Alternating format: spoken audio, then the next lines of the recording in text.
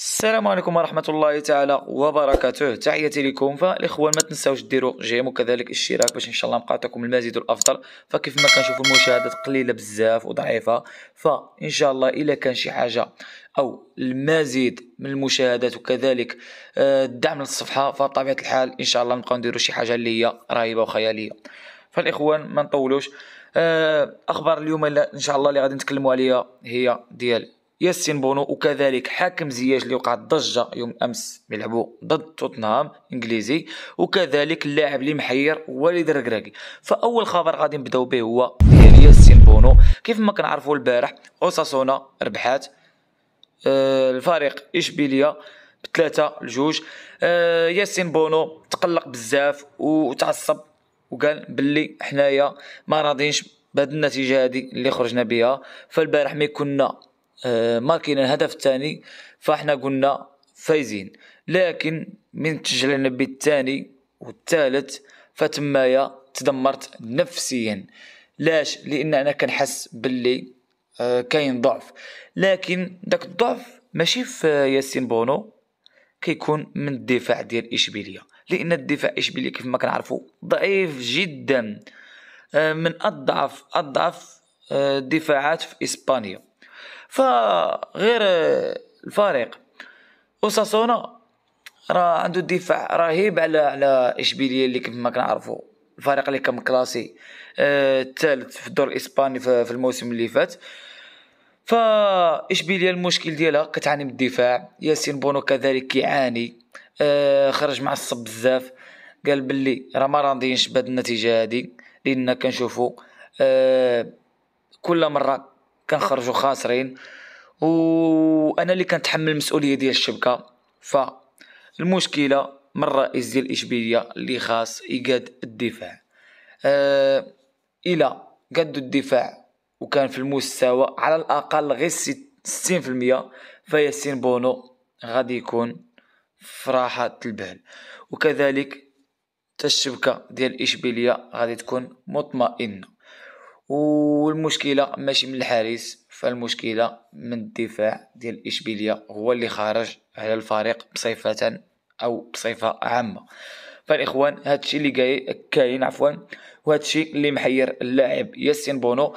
فالاخوان ندوزو الاخبار ديال حاكم زياش. كيف ما كنشاهدوا حاكم زياش يوم الامس كان اللاعب ديال توتنهام دخل فيه ولاعب حاكم زياش من مد يديه غير بغى يدفعو، لكن صدق ضربو بسقله بهذا المعنى هذه.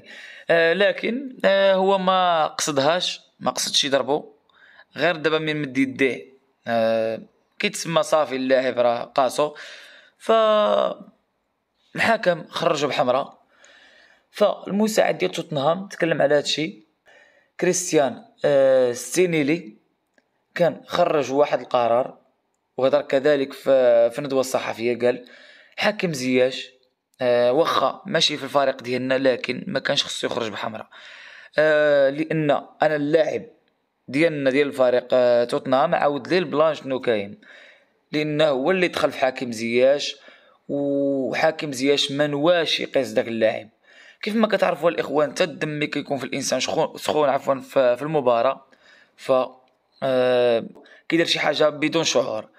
فتا من سالوا المباراة عاد كل واحد شعر بالغلط ديالو.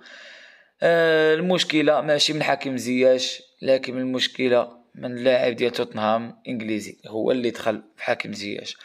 فحاكم زياش اغلبيه ديال الناس كيقولوا ما يستحقش بطاقه حمراء، فما دراش عن قصد. للاسف غادي تضيع له واحد مباراتين، لكن كل شيء كيغلط، فهذا شيء عادي. فالاخوان الخبر اللي كيتعلق بالمدرب الناخب الوطني وليد الركراكي.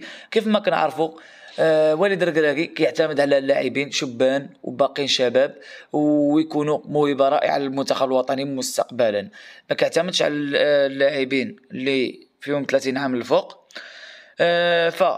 من غير الاعتماد على واحد جوج ولا ثلاثه. كيف ما كنعرفوا نجوم عالميين بحال حاكم زياش، كاين سفيان بوفال، وايضا كاين رومان سايس. فالاخوان حاليا اللي معوض او اللي محير والد ركراكي مدرب الناخب الوطني المغربي هو التعويض ديال رومان سايس. هذا هو اللي حير فيه والد ركراكي. لاقي صعوبة، كيقول انا خصني يكون عندي بديل ديال هذا اللاعب هذا، لان كيف ما كنعرفوا رومان سايس ماشي دائما غادي يبقى اساسي في الفريق وماشي دائما غيبقى في الفريق، فمن الاحسن يوجد دابا الدفاع، لان كيف ما كنعرفوا عندنا لاعبين اجنحه موجودين، كذلك لاطاكوم بانوا بزاف، كذلك الميليو ايضا كاسور كاين اريير، ولكن ما كاينش الدفاع اللي غادي يعوض اللاعب رومان سايس.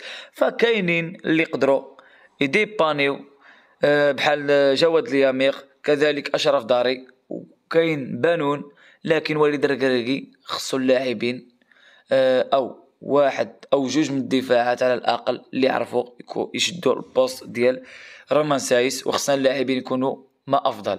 واخا نشوفوا حنا الدفاع عندنا جيد، لكن اللي كيكونوا في البونتوش مشكله كبيره. فانتم لاحظتوا الاخوان في المونديال كيف ما كنعرفوا من تصابوا لنا الدفاع بحال دابا نايف اكرد وسايس، فلقينا مشكل كبير بالخصوص في المباراه ديال فرنسا. فتمايا كيبين باللي الدفاع كيلعب واحد الدور كبير، وواخا يكون عندنا تعويض جيد لكن صعيب بزاف يكونوا بحال رومان سايس ونايف اكرد، لكن حنايا خصنا يكون عندنا تعويض مناسب. فهذا هو المشكل اللي عندنا حنا في الفريق. فنتمناو خير ان شاء الله، ونتمناو يبان شي ديفونس الوالد الركراكي ملائم لرومان سايس، ونتمناو خير ان شاء الله الفريق الوطني المغربي. فالمباراة ان شاء الله غتلعب في شهر 3، فنتمناو يكون خير، وكذلك اللاعبين دابا يبانوا ان شاء الله المهم عن قريب. فالاخوان ما تنساوش تدعمونا بلايك وكذلك اشتراك باش ان شاء الله نبقى نعطيكم الجديد. فشكرا لكم بزاف وتحياتي لكم، والسلام عليكم ورحمة الله تعالى وبركاته.